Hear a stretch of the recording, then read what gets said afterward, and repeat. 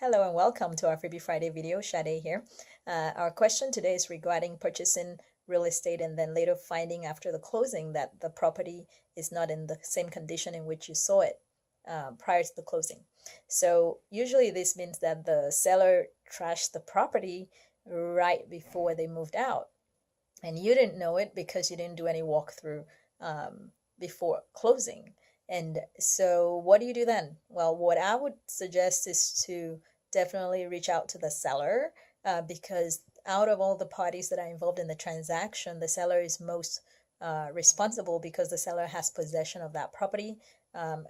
Assuming that the seller did have possession of the property, or maybe they had tenants in there, but ultimately they are the ones selling and they're the ones that would make the seller's disclosures to you on the condition of the property prior to you relying on that and purchasing the property. And also your visual examination prior to the closing should tell you what the condition truly would look like. And also if you did an inspection on the property, then the inspector's report would have photos in there showing the condition of the property, the listing, for instance, on the maybe online whenever the seller was selling would have listed with some photos. And so all of that evidence should be used to determine what the condition was that you relied upon into entering into that contract.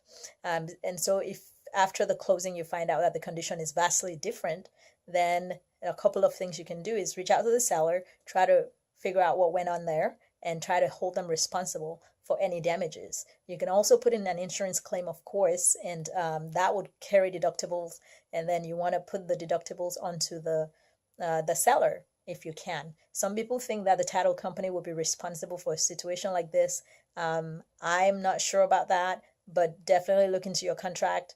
Look for the disclosures that the seller made and look for the inspection report to see whether there are inconsistencies there, and also look at the listing to see what the photos look like and what the condition was that they mentioned when they advertised the property for sale. And ultimately, I would suggest that the seller is the one responsible. So if they don't agree to make amends or help you out with the damages and things like that, then you might have to go to the civil court and sue for breach of contract, which is what that is, because they misled you whenever they entered in the contract, because they didn't hand over the property in the condition that it was in when you originally saw it. In order to avoid situations like this, you can definitely get your realtor to do something where you ask for a second walkthrough before the closing day. The closing is when the money exchanges hands. So you have a lot of power before the closing if you're able to see that this person is destroying